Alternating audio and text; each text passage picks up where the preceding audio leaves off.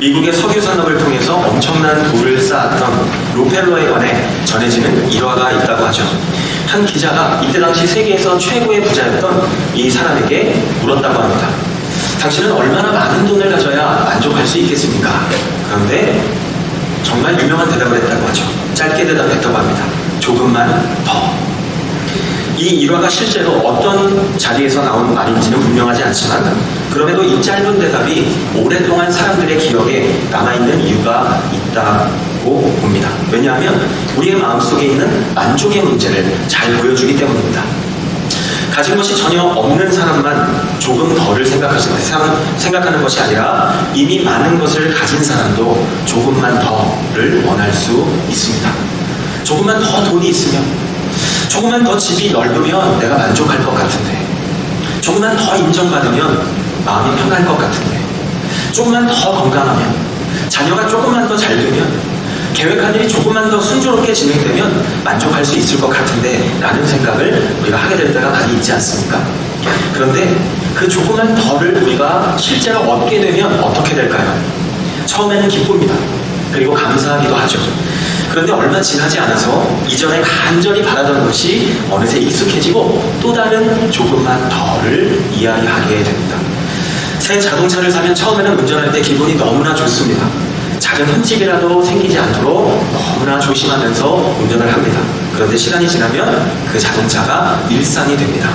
더 새로운 모델, 더 좋은 기능을 눈으로 다른 것들을 보게 됩니다. 원하던 직장에 들어가면 모든 걱정이 다 끝날 것 같았는데 그런데 취직하고 나니까 승진, 연봉, 그리고 회사 안에서의 평가 이런 것에 대한 새로운 걱정들이 내 마음속에 자리 잡기 시작합니다. 내 자녀가 좋은 대학에 들어가면 마음을 놓을 수 있을 것 같은데 그런데 대학에 들어가고 나면 어떻습니까? 전공에 대해서 걱정합니다. 그리고 졸업할 때가 되면 취업을 걱정하고 취업을 하고 나면 다음에는 결혼 그리고 미래에 대한 걱정을 하게 됩니다. 학생분들도 비슷하죠. 이번 시험에서 좋은 점수를 받으면 만족할 것 같은데 원하는 학교에 들어가면 기쁠 것 같은데 친구들에게 조금만 더 인정을 받고 내가 올린 무엇인가의 반응을 많이 해주면 정말 행복할 것 같은데 그런데 막상 그 순간이 오면 그 기쁨이 오래가지 않는다는 것을 우리는 경험하게 됐죠. 왜냐하면 만족과 기쁨은 서로 연결되어 있기 때문입니다. 우리 마음에 만족이 없으면 좋은 일이 생겨도 기쁨이 오래가지 않습니다. 다른 사람과 비교하기 시작하면 이미 가진 것도 부족하게 느껴지게 됩니다. 반대로 우리 마음에 만족이 있으면 모든 상황이 완벽하지 않아도 우리는 기쁨을 누릴 수 있게 됩니다.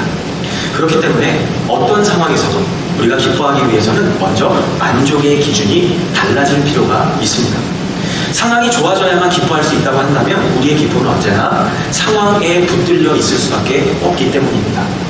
건강해야만 기뻐할 수 있고 경제적으로 넉넉해야만 기뻐할 수 있고 사람들이 나를 인정해 주어야만 내가 기뻐할 수 있다면 그 중에 하나만 흔들린다 해도 우리의 기쁨은 그것과 함께 무너지게 됩니다.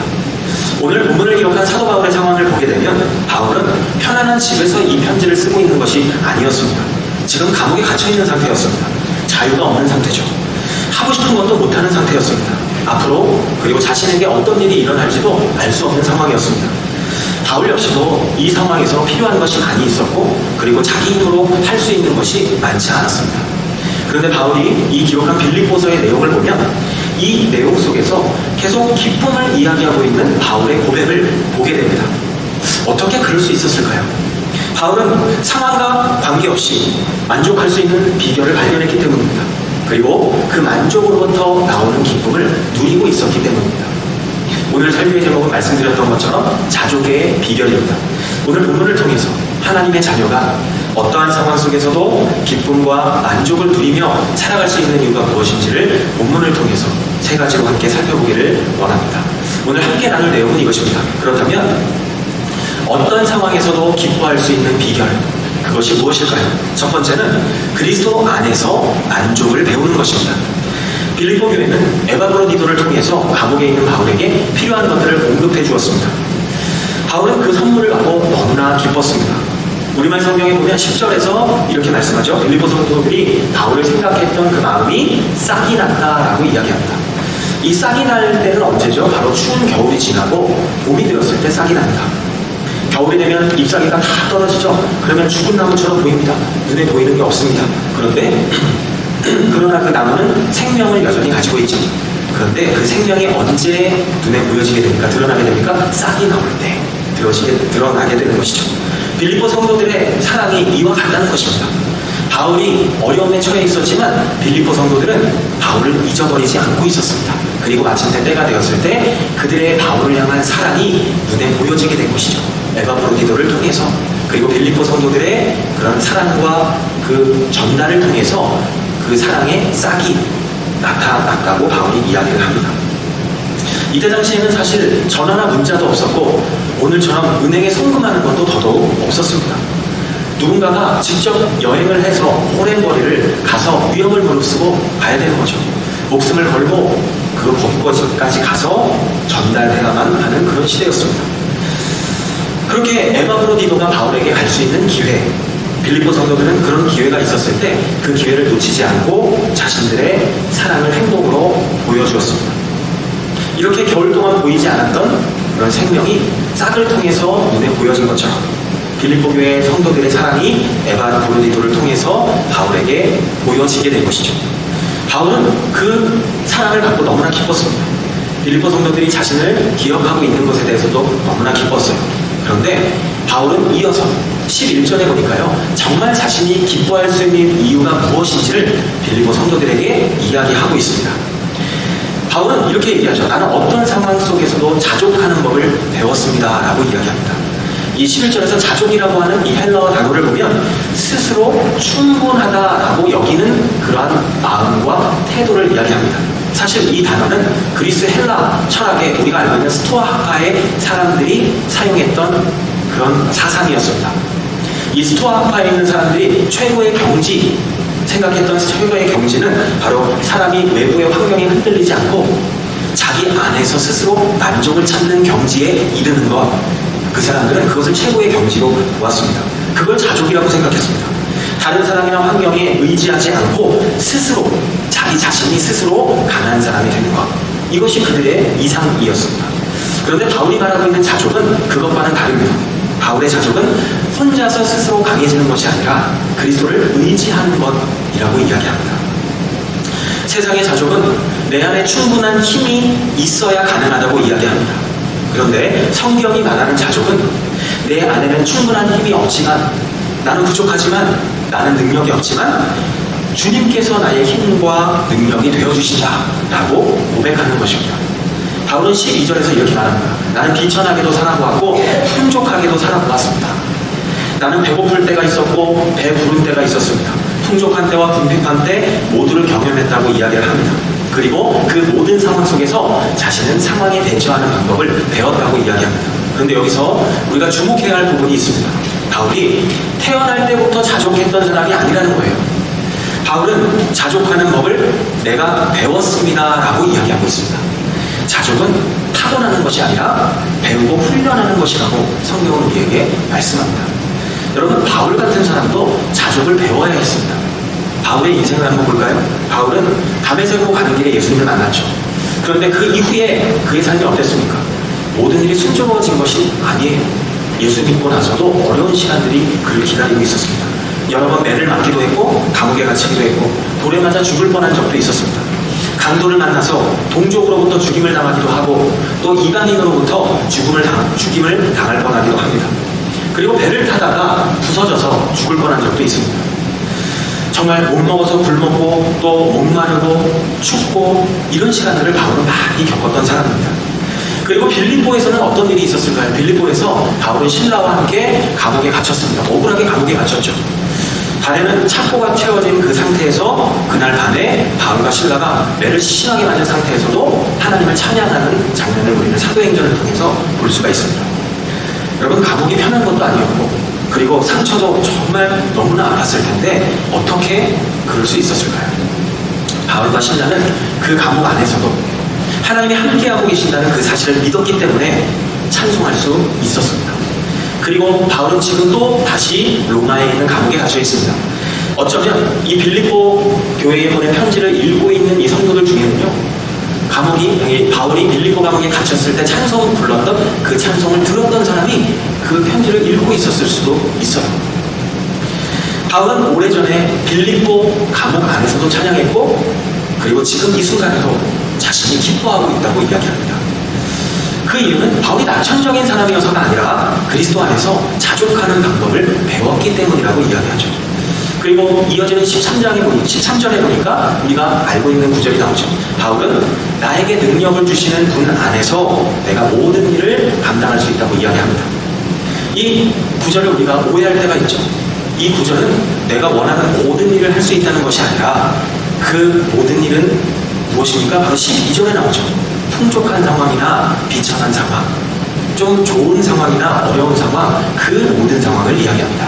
바울이 지금까지 겪어봤던 모든 상황에서 나는 그 상황 속에서도 모든 것들을 감당해 올 수 있었습니다. 그 상황들을 잘 지나올 수 있었습니다. 라는 것입니다. 사람들이 나를 인정해 줄 때도 나는 겸손할 수 있고, 사람들이 알아주지 않을 때에도 낙심하지 않을 수 있습니다. 라는 의미로도 우리가 생각해 볼 수 있을 것입니다. 우리는 어려울 때에만 믿음이 필요하다고 생각하죠. 그런데 사실은 풍족할 때도 우리에게는 믿음이 필요합니다. 이스라엘 백성들을 봅니다. 광야에서 먹을 것이 없을 때 하나님을 원망했어요. 그런데 가나안 땅에 들어가서 풍족했을 때 어떻게 되었습니까? 하나님을 잊어버렸습니다. 그래서 모세가 뭐라고 이야기하니까 가나안 땅에 들어가기 전에 신명기 말씀에 보니까 이스라엘 백성들에게 이야기하죠. 배부르게 먹게 될 거고, 아름다운 집을 갖게 될 거고, 너희들에게 재산이 생기게 될 거고, 그렇게 풍족한 삶이 될 텐데 너희들은 마음이 교만해져서 하나님을 잊지 않도록 해야 한다 라고 모세가 이야기를 합니다. 가난은 우리를 낙심하게 만들 수 있지만요, 풍족함은 우리를 교만하게 만들 수 있습니다. 궁핍할 때에는 우리가 하나님이 나를 정말 사랑하실까 의심하게 될 때도 있지만, 우리가 풍족해지면 어떻게 될까요? 나는 안 그럴 거예요 라고 말하는 사람들이 많겠지만, 우리가 풍족해질 때에는 하나님 없이 나는 살 수 있어 라고 생각하는 것이 바로 우리 인간입니다. 그렇기 때문에 이 두 가지 상황 모두 주님께서 주시는 은혜가 필요합니다. 하나님이 주시는 힘이 필요합니다. 그래야만 우리가 진정한 기쁨과 만족 속에서 살아갈 수 있기 때문이죠. 또 우리가 자족을 이야기할 때 이 자족은요, 내 어려운 형편을 무조건 괜찮습니다 라고 말하고 넘어가는 것을 의미하지 않습니다. 내가 도움이 정말 필요한데 아무에게도 말하지 않는 것이 꼭 믿음이 좋다고는 할 수 없습니다. 바울은 자신의 불편함을 인정했습니다. 빌립보 교회가 그리고 바울을 도와주었을 때 그 도움을 감사한 마음, 기쁜 마음으로 받았습니다. 우리가 자족한다고 해서요, 우리의 마음 상태가 늘 좋기만 할까요? 그렇지 않습니다. 우리의 마음에요, 내가 자족한다고 할지라도 마음에 어려움이 있을 수 있고 낙심이 찾아올 수가 있어요. 그런데 성경이 우리에게 이야기하는 그 자족은 그런 상황 속에서도 예수 그리스도를 놓치지 않는 것입니다. 필요한 것이 많이 있는 상황에서도 하나님이 나를 버리지 않고 계신다는 것을 내가 끝까지 붙들고 믿는 것, 그것이 바로 자족의 핵심인 것이죠. 다윗은 사울을 피해서 동굴로, 광야로 정말 척박한 장소로 도망을 다녔습니다. 잠을 잘 때도 편하지 않았어요. 언제 사울의 군사들에게 붙잡힐지 정말 모르는 그런 시간 속에 살았습니다. 그런데 다윗이 그런 상황 속에서 기록했던 시, 그게 바로 우리가 알고 있는 시편 23편입니다. 여호와는 나의 목자시니 내게 부족함이 없으리로다. 하나님께서 그런 상황 속에서도 내 목자가 되어주시기 때문에 내 삶은 결코 버려지지 않았다. 이것이 바로 다윗의 고백이었습니다. 다니엘은 어떻습니까? 다니엘은 자신이 원하지 않은 상황을 정말 처절하게 경험했던 사람입니다. 어린 나이에 나라가 망했습니다. 그래서 다른 나라의 바벨론의 포로로 끌려갔습니다. 낯선 그 타국으로 가족과 고향을 떠나서 낯선 언어를 배워야만 했고 문화를 배워야만 했습니다. 자신의 힘으로 바꿀 수가 없는 상황에 있었습니다. 그런데 다니엘은 그 상황 속에서도 하나님을 향한 믿음을 지켰어요. 자신의 인생을 변함없이 하나님께서 다스리고 계신다는 그 사실을 믿었던 사람이 바로 다니엘이었습니다. 다니엘은요, 환경은 내가 선택할 수 없는 환경이지만 그 환경 속에서 내가 하나님을 믿고 살아갈 수 있는 것, 그것을 다니엘이 선택했어요. 여러분, 자족이 무엇입니까? 내가 원하는 환경만을 기다리는 것이 아니라 지금 나에게 주어진 환경 속에서 내가 하나님과 함께 살아가는 것, 그것이 바로 자족의 출발인 것입니다. 어떤 가정이 오랫동안 사용했던 식탁을 바꿔야 될지 말아야 될지 그 식탁이 너무 낡아서 고민을 했다고 합니다. 식탁의 한쪽에 보면 아이들이 어렸을 때 장난감으로 막 식탁을 두드렸던 흠집이 많이 나 있고, 그리고 어떤 곳에 보니까 뜨거운 냄비를 그냥 올려놨다가 그냥 자국이 선명하게 나 있는 곳들도 많이 있고, 색도 군데군데 발에 있었다고 합니다. 그래서 이 가족은 인터넷에서 새 식탁을 찾아보게 되었습니다. 처음에는 가격이 적당하고 튼튼한 식탁이면 충분하다고 생각을 했대요. 그런데 검색하면 검색할수록 눈이 높아지기 시작했습니다. 의자까지 바꾸면 참 좋겠다. 그 의자까지 바꾸면 아름다울 것 같다 라고 생각을 했대요. 그런데 그렇게 생각하다 보니까 또 어떤 생각을 하게 됩니까? 이 식탁과 의자를 바꾸면 주방의 다른 것들도 좀 바꿔야 되지 않을까 라는 생각을 하게 되었다고 합니다. 작은 식탁 하나를 바꾸려고 했는데 어느새 집 전체가 부족하게 느껴지기 시작했다는 거예요. 그러던 어느 날 이 가족들이 오래된 식탁에 앉아가지고 식사를 하다가 아이가 이렇게 갑자기 얘기를 했다 그래요. 식탁에 생긴 흠집을 가리키면서 이렇게 말했대요. 엄마, 이 자국 내가 어렸을 때 만든 거죠? 내가 장난감으로 여기 쳐서 이렇게 된 거죠? 라고 이야기를 했다고 합니다. 그 말을 듣는 순간 이 부모님이요, 그 식탁을 다시 바라보게 된 거예요. 그 식탁에는 이 식탁에 흠집만 있었던 것이 아니었구나. 이 식탁에는 우리 가족들이 함께했던 수많은 시간들이 여기에 있었구나. 우리 아이들의 생일을 챙겨줄 때 그 생일 잔치를 했던 그 식탁, 그 시간들이 있었고, 손님이 왔을 때는 그 손님을 대접했던 그 시간들이 그 식탁에 있었고, 그리고 힘든 날 서로를 위로했던 그 눈물의 시간들까지도 이 식탁에 그대로 새겨져 있었구나 라는 생각을 했다고 합니다. 그 생각을 하는 순간 그분의 마음이 달라졌대요. 그리고 한동안 더 식탁을 사용했다고 하는 이야기를 들은 적이 있습니다. 달라진 것은 식탁이 아니었습니다. 식탁을 바라보는 그분의 마음이었습니다. 여러분, 우리의 삶이 그렇지 않을까요? 우리가 비교하기 시작하면 충분한 것도 부족해 보이기 시작합니다. 그런데 우리가 감사하기 시작하면 평범했던 것들 속에서도 하나님의 은혜를 발견하게 됩니다. 우리가 자족을 이야기할 때 자족은요, 더 좋은 것을 갖고 싶은 마음을 무조건 버리는 것으로 우리가 생각할 때가 많이 있죠. 그런데 더 자세히 말한다면 성경이 말하고 있는 이 자족의 진정한 의미는 지금 하나님께서 나에게 주신 것을 하찮게 여기지 않는 것입니다. 하나님께서 지금 나에게 주신 그 은혜를 잊어버리지 않는 것, 그것이 바로 성경이 말하는 자족의 의미 가운데 하나인 것이죠. 여러분, 지금 우리의 삶에 이 흠집이 난 식탁, 과도 같은 것이 무엇이 있을까요? 가족이 완벽하지 않으십니까? 여러분, 그럼에도 함께할 가족이 있잖아요. 집이 크고 화려하지 않다고요? 그런데 돌아갈 우리가 쉴 수 있는 공간이 있잖아요. 모든 일이 원하는 대로 되지 않는다고요? 오늘도 일할 수 있는 자리가 있지 않습니까? 건강이 불편하십니까? 그러면 내가 하나님 앞에 예배 드릴 수 있지 않습니까?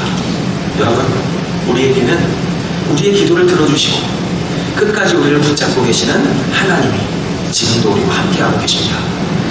여러분, 요즘에 여러분의 마음을 무겁게 하는 일들이 무엇입니까? 경제적인 어려움, 건강의 문제, 자녀의 문제, 관계의 문제, 또는 계획대로 되지 않는 미래 때문에 답답해할 수 있겠죠. 그런데 주님께서는요, 우리의 그 모든 문제를 혼자 이겨내라고 말씀하시지 않으셨습니다. 내가 너와 함께 하고 있다. 그러니까 너는 나를 의지해서 오늘 하루를 감당해라. 이것이 주님께서 우리에게 말씀하고 계시는 것입니다. 자족의 비결은 강한 정신력이 아니라 우리와 함께 하고 계시는 주님을 기억하는 것입니다. 어떤 상황에서도 기뻐할 수 있는 첫 번째 비결은 바로 그리스도 안에서 만족을 배우는 것입니다. 어떤 상황에서도 기뻐할 수 있는 두 번째는 바로 함께 나누는 삶을 살아가는 것입니다. 바울은 그리스도 안에서 자족하는 방법을 배웠습니다. 그렇다면 빌립보 교회의 도움이 필요가 없었을까요? 그렇지 않죠. 바울에게 많은 도움이 필요했습니다. 그런데 바울이 14절에 보니까 이 빌립보 교회가 자신을 도와준 것을 너무 감사하고 있고 참 잘된 일이라고 이야기하고 있는 것을 볼 수가 있습니다. 여기서 함께 참여했다라는 단어를 볼 수가 있어요. 빌립보 교회가 바울의 사역에 함께 참여했다, 함께 참여하다라고 하는 이 단어를 보니까 함께라는 단어와 교제한다라고 하는 단어에 합쳐진 단어라는 것을 알 수 있습니다. 그러니까 이 교제는 뭐예요? 눈에 보여지는 것만 얘기하는 게 아니죠. 눈에 보이지 않는 마음까지도 함께하는 것을 이야기합니다. 그렇게 바울의 사역에 빌립보 교회 성도들은 마음까지도 함께 참여했다고 이야기합니다. 이 15절과 16절에 보니까 이 바울과 빌립보 교회의 관계가 나오죠. 15절에 보면 이 복음 사역의 초기부터 빌립보 교회의 성도들은 바울과 함께 이 사역에 참여했습니다. 이 바울이 2차 선교 여행 중에 정말 자신이 원래 가고자 했던 장소가 있었어요. 선교를 가고자 했던 장소가. 그런데 계속 이 길이 막히는 거예요. 그러던 중에 환상을 보게 되죠. 이 밤중에 환상을 보게 되는데 마게도냐 사람들이 우리를 좀 도와달라고 하는 환상을 보게 되고, 그래서 마게도냐 지역으로 가게 되죠. 그 마게도냐 지역에 있던 도시 중에 하나가 바로 빌립보였습니다. 그 빌립보에 바울이 갔을 때 하나님께서 바울과 함께했던 사람들을 통해서 빌립보 교회를 세우시게 되죠. 그 후에 바울이 빌립보를 떠납니다. 바울이 빌립보를 떠나서 데살로니가 지역 그리고 베레아 지역에 가서 또 복음을 전하게 되죠. 그리고 마게도냐 지역 자체를 떠난 뒤에는 또 아가야라고 하는 이 지역으로 가게 되죠. 그 지역에 그리스의 아테네와 또 고린도 지역을 또 가서 복음을 전하는 바울의 모습을 볼 수가 있습니다. 이렇게 바울이 빌립보를 떠났다고 해서 빌립보 교회의 관계까지 끝난 것은 아니었습니다. 바울이 다른 도시로 이동했어도 빌립보 성도들은 계속 바울을 기억하고 그리고 바울의 복음 사역에 동참했다는 것을 알 수 있습니다. 바울이 그 일을 이야기하는 것입니다. 15절에 보면 자신과 주고받는 일에 참여한 교회는 빌립보 교회밖에 없었다라고 이야기를 하죠. 이렇게 함께 서로 복음 사역에 모습은 다르고 방법은 달랐지만 동참했던 그러한 관계였다는 것을 알 수 있습니다. 이렇게 빌립보 성도들은 자기가 직접 갈 수 없는 지역의 복음 사역에 자신들이 할 수 있는 일들로 바울의 사역에 동참했습니다. 결국 주님의 사역이죠. 여러분, 이러한 나눔의 모습을 우리가 볼 수가 있습니다. 사실 우리는 선교뿐만 아니라 우리가 서 있는 삶의 자리에서 주님을 위해서 우리가 나눔의 삶을 살 수 있겠죠. 그것 또한 기쁨의 비결이라는 것을 우리가 말씀을 통해서 묵상해 볼 수 있는 것입니다. 사무엘하 17장을 보면 다윗이 인생에서 가장 힘든 시간을 보내고 있는 장면이 나오죠. 바로 정말 사랑했던 아들 압살롬이 반역을 일으키죠. 그래서 아버지를 몰아내고 자기가 왕이 되는 장면을 볼 수 있습니다.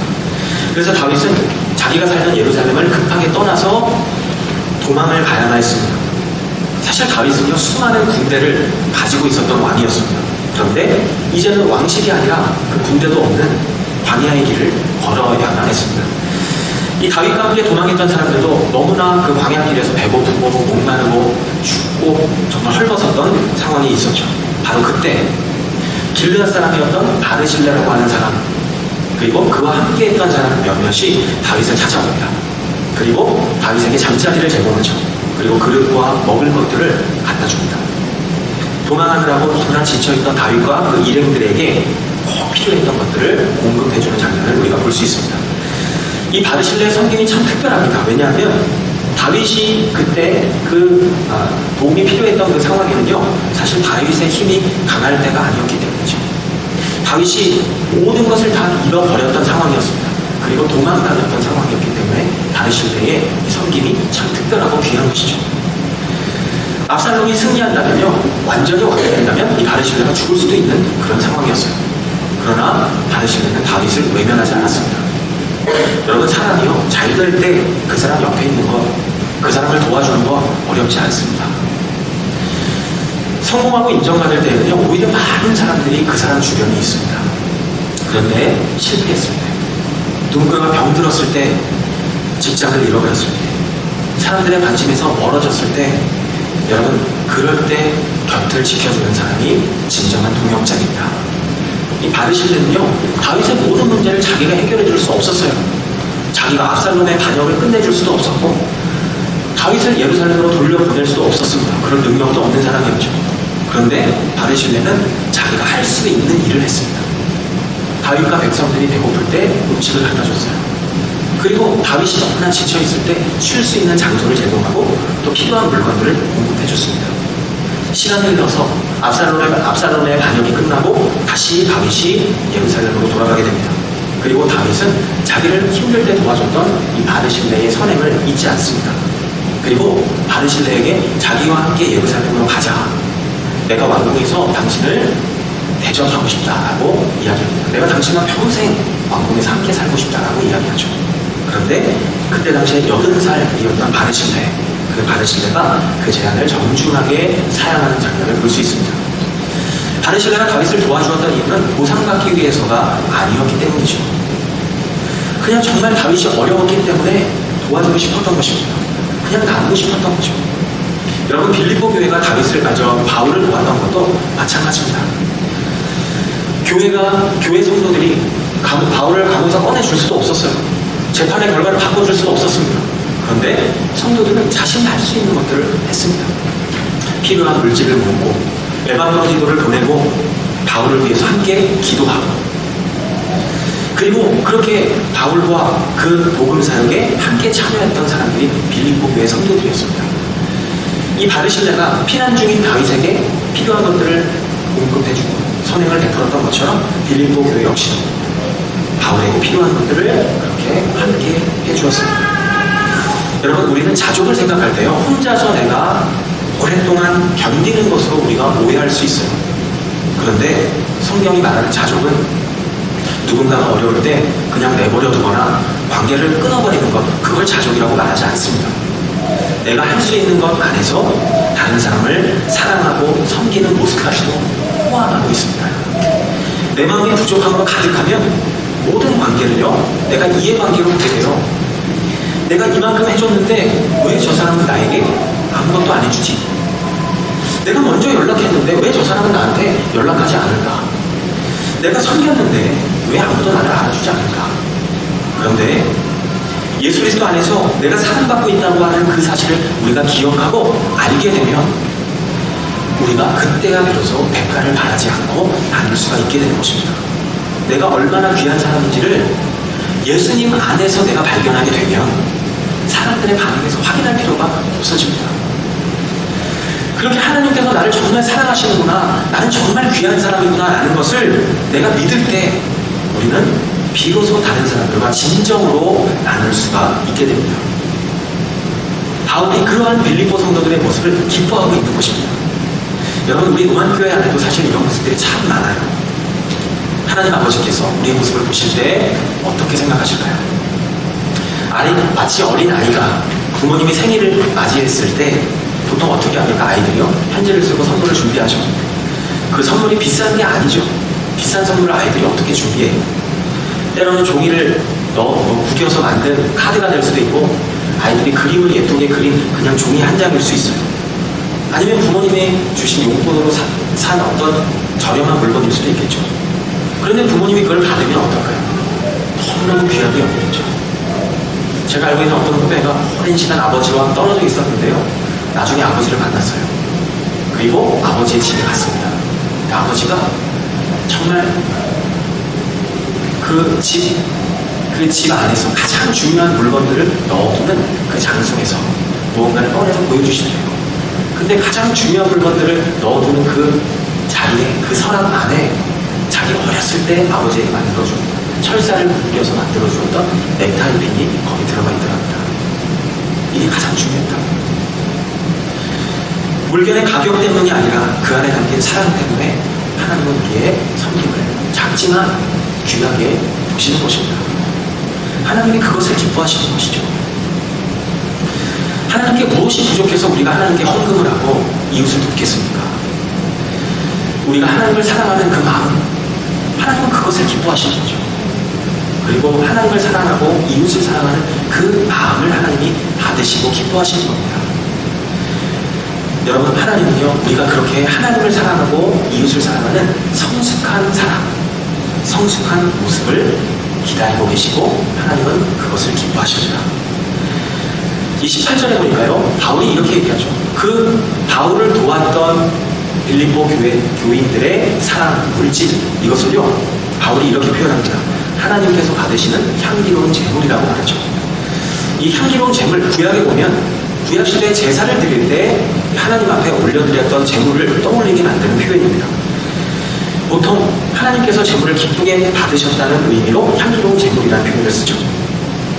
우리가 누군가에게 식사를 대접했을 때 어려운 이웃을 도와주었을 때, 그리고 누군가를 후원하거나 아픈 사람에게 찾아가서 함께 기도했을 때, 누군가 지친 사람의 이야기를 들어줄 때 하나님께서는요, 그것을 향기로운 제물로 보신다는 거예요. 그리고 받으신다는 것입니다. 히브리서 13장 16절에 이렇게 말씀합니다. 화면에도 있지만, 그리고 선행과 나눔을 소홀히 하지 마십시오. 하나님께서는 이러한 제사를 기뻐하십니다. 우리가 하는 선행과 나눔, 이것이 제사라고 성경은 이야기합니다. 마태복음 25장에도 보면 하나님은, 예수님은 지극히 작은 사람 한 명에게 한 것이 곧 나에게 한 것이라고 말씀하십니다. 여러분, 겉으로는 괜찮아 보이지만 우리 주변에 어려운 시간들을 지나가는 사람들이 있습니다. 그 사람의 문제를 우리가 다 해결해 줄 수는 없지만 바르실레처럼, 빌립보 성도들처럼 우리가 할 수 있는 것이 무엇인지 우리는 살펴볼 수 있습니다. 이번 한 주간 하나님께서 떠오르게 하시는 사람이 있다면 그 사람을 향해서 생각에만 머물러 있지 마시고 우리의 사랑을 표현하시고 나누실 수 있기를 바랍니다. 어떤 상황에서도 기뻐할 수 있는 두 번째는 바로 함께 나누는 삶을 살아가는 것이었습니다. 마지막 세 번째는 하나님께서 채우실 것이라는 것을 믿는 것입니다. 우리가 그럴 때 어떤 상황에서도 기뻐할 수 있는 것이죠. 사실 빌립보 교회도 넉넉한 교회가 아니었어요. 고린도후서 8장을 보면 이 마게도니아 지역에 살고 있었던 이 성도들은요, 정말 가난한 사람들도 많이 있었고 넉넉하지 않은 사람들도 많이 있었다고 이야기합니다. 그런 안에서도 풍성한 연보, 헌금을 하나님 앞에 드렸다고 바울이 이야기합니다. 남아서 나눈 것이 아니라 믿음으로 나눈 것입니다. 이 사실을 잘 알고 있었던 바울은 19절에서 이렇게 말하죠. 내 하나님께서 그리스도 예수 안에서 영광 가운데 그분의 풍성하심을 따라 여러분의 모든 필요를 채워주시는 것입니다. 예수님 안에서 필요를 채워주신다고 말씀합니다. 바울은요, 여기 보세요. 이 단어를 보세요. 모든 필요를 채워주신다고 말씀합니다. 우리가 원하는 모든 것을 주신다라고 말하지 않습니다. 여러분, 내가 원하는 것과 필요한 것은 다른 것이죠. 하나님께서 필요를 채워주신다고 하는 이 약속은 우리가 원하는 방식과 시간 안에 모든 것이 이루어진다는 것을 말하지 않습니다. 예를 들어서 내가 원하는 것이 있겠죠. 예를 들어 나는 더 좋은 자동차를 원하는데 지금 타고 있는 그 자동차가 나의 필요를 충분히 감당하고 있을 수도 있습니다. 나는 더 좋은 휴대폰을 원하는데 내가 지금 사용하는 휴대폰은 충분히 나의 필요를 지금 감당하고 있을 수도 있어요. 나는 더 많은 옷을 받기 원하는데 내 옷장에는 충분한 옷이 내 필요를 감당하고 있을 수도 있어요. 오늘 본문에서도 하나님께서 뭐라고 말씀하십니까? 우리에게 정말 필요한 것들을 언급하신다고 말씀합니다. 예수님께서도 말씀하시죠. 공중에 나는 새들에 있는 백합화처럼 내가 너희를 돌보고 필요를 공급해 줄 거야 라고 말씀하십니다. 여러분, 하나님의 자녀들을 하나님은 그렇게 돌보신다고 말씀하십니다. 그런데 돌보시는 방식을 보면요, 참 오묘합니다. 그 돌보심의 방법 가운데 하나가 바로 우리로부터 시작되는 그런 장면들을 성경을 통해 볼 수 있어요. 열왕기하 4장에 보면 한 성지자 생도의 아내가 등장합니다. 남편이 갑자기 세상을 떠나고 그 가정에 빚이 많이 남았습니다. 그리고 이 빚을 받으러 온 사람들은 이 빚을 갚지 못하면 너의 두 아들 가지고 내가 종으로 노예로 데려가겠다라고 이야기를 합니다.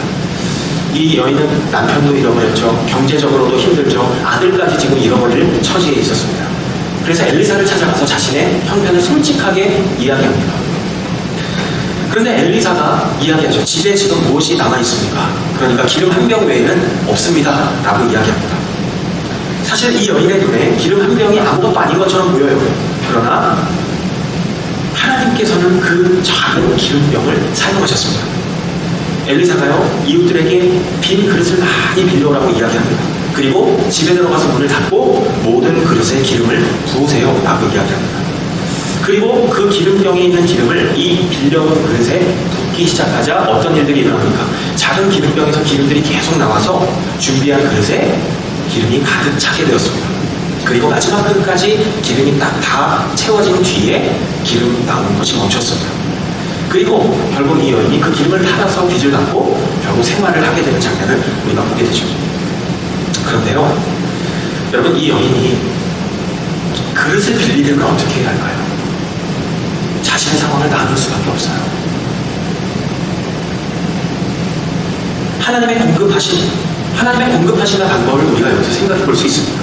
여러분, 하나님께서는요, 두 가지로 생각해 볼 수 있는데요. 첫 번째는 우리가 가진, 아무리 작은 것이라 할지라도 우리가 가진 것을 사용하셔서 하나님의 일을 이루어 가십니다. 채우십니다. 우리는 생각할 때, 저는 내가 가진 게 너무 작은데요 라고 생각할 수 있어요. 저는 물질도 부족하고 능력도 없습니다. 그런데요, 하나님께서는 그럼에도 불구하고 네가 가지고 있는 것이 무엇이냐 하는 것을 우리에게 물으십니다. 작은 기름 한 병이라도 있다면, 오병이어 사건을 통해 우리가 아는 것처럼 물고기 그리고 보리떡, 작지만 그것이라도 있다면 하나님은 그것을 통해서 채우신다는 것입니다. 그렇기 때문에요, 우리의 작은 것이라 할지라도 그것이 하나님의 손에 들려지면 누군가를 채우는 하나님의 일하심이 될 수 있다는 것이죠. 작은 것을 통해 하나님은 채우십니다.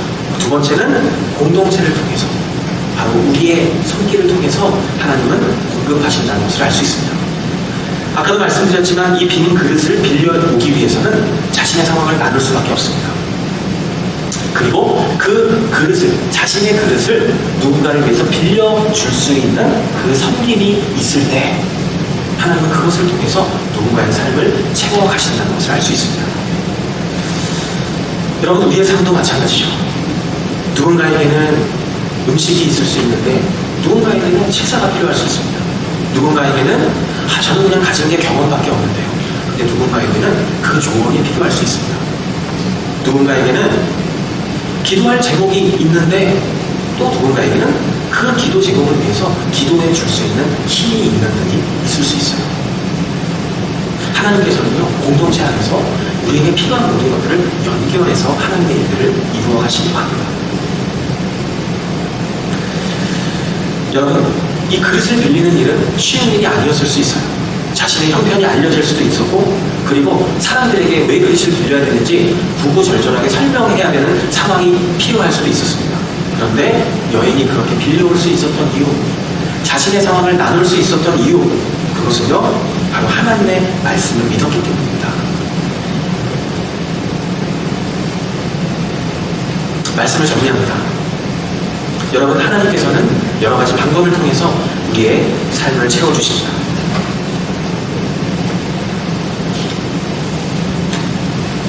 우리는 조금만 더 가질 수 있다면 만족할 것이라고 생각합니다. 그런데 바울은 더 많이 가졌기 때문에 만족할 수 있는 것이 아니라 자기와 함께하고 계시는 예수 그리스도가 계시기 때문에 만족할 수 있다고 이야기를 합니다. 우리는 오늘 세 가지를 함께 살펴보았습니다. 어떤 상황에서도 기뻐할 수 있는 이유. 첫 번째는 그리스도 안에서 만족을 배우기 때문이고, 두 번째는 함께 나누는 삶을 살아갈 수 있기 때문이고, 세 번째는 하나님께서 채우실 것을 믿기 때문입니다. 이번 한 주간 부족한 것만 바라보다가 이미 하나님께서 우리에게 주시는 은혜를 놓치시지 않기를 원합니다. 예수 그리스도 안에서 만족을 배우고 우리에게 주신 것을 기쁘게 나누며 살아가기 시작할 때 하나님께서 우리의 삶에 만족과 기쁨을 경험하게 해주실 줄로 믿습니다.